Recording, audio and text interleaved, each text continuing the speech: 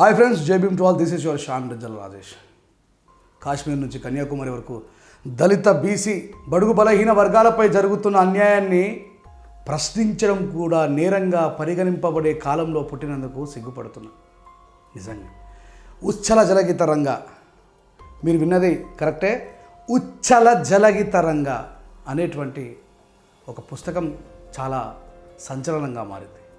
ఇంతకీ ఆ పుస్తకంలో ఏముంది, ఏమి రాశారు అనే విషయాన్ని కొద్దిమంది తెలుసుకునే లోపే దాన్ని సహించలేని, అంటే ఈ దేశంలో జరిగిన అన్యాయాన్ని ప్రశ్నించే వాళ్ళని, ప్రశ్నించే గొంతుకలను అణిచివేసేటువంటి దుర్మార్గుల యొక్క కళలు ప్రశ్నించే వాళ్ళపై కదలడం ప్రారంభించాయి. ఏమిటి ఉచ్చల జలగితరంగా అంటే, నిన్నగాక మొన్న జరిగినటువంటి బుక్ ఫేర్లో ఒక అద్భుతంగా ఆ పుస్తకం అందరూ అమ్ముడుపోతూ తీసుకోవడం జరిగింది.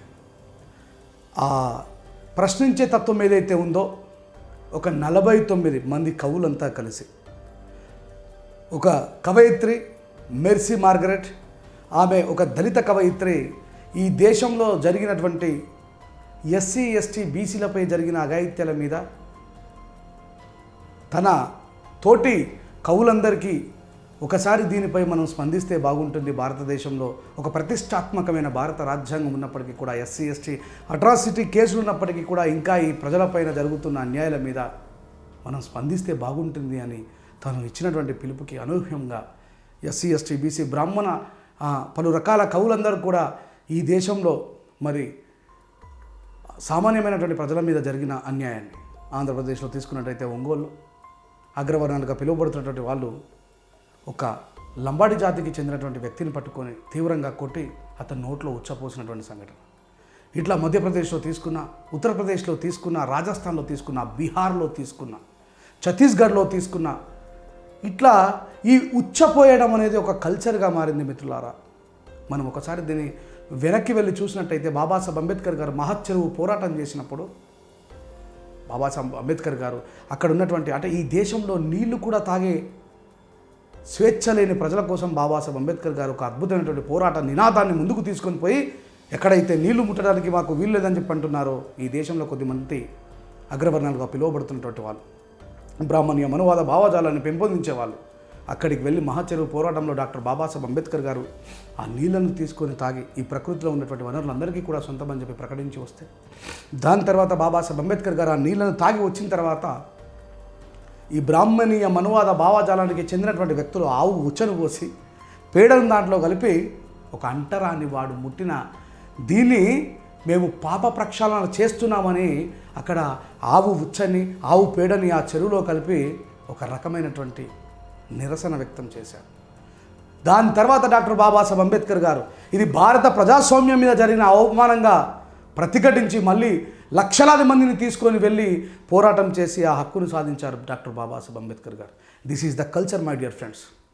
ఈ ఉచ్చ పోసి పాప ప్రక్షాళన చేయడం అనేటువంటి కల్చర్ అప్పటి నుంచి వస్తున్నటువంటి విషయం. మెర్సీ మార్గరెట్ మానవతా భావజాలం కలిగినటువంటి ఒక స్త్రీ, గట్టిగా మాట్లాడితే ఆధునిక భారతమాత అంటాను నేను ఆమె. ఎస్, ఈ భారతదేశంలో ఉన్నటువంటి ప్రజాస్వామ్య వ్యవస్థపై ఉచ్చపోస్తున్నటువంటి అహంకార పూరితమైనటువంటి వ్యక్తులను ఖండిస్తూ తన కలం ద్వారా, తన గలం ద్వారా ప్రశ్నించినటువంటి ఒక వీర వనిత. మరి ఆ ఉచ్చలని ఆ పీడిత ప్రజలపై పోసినప్పుడు కదలని ఈ మనువాదపు కుక్కల కళలు తిను ప్రశ్నిస్తుంటే జాతీయ గీతాన్ని అవహేళన చేశారని, రకరకాల వదంతులు వినిపిస్తున్న వాళ్ళని, నిజంగా మీరు భారతీయులైతే, మీరు పాకిస్తాన్ వాళ్ళకో ఆఫ్ఘనిస్తాన్ వాళ్ళకో అక్రమ సంతానంగా పుట్టి ఉండకపోతే, నిజంగా మీరు భారతీయులే అయితే, ఈ భారతదేశంలో ప్రజలపై అన్యాయం జరిగినప్పుడు స్పందించని మీ కళలు, మీ గళాలు ఆ భారత పీడిత ప్రజల కోసం స్పందించిన ఒక మెర్సీ మార్గరెట్ని టార్గెట్ చేస్తున్నప్పుడు, మిమ్మల్ని అక్రమ సంతానంగా, భారతదేశం వాళ్ళు కాకుండా శత్రుదేశంలో అక్రమ సంతానంగా ఖచ్చితంగా మేము అనుకుంటాం.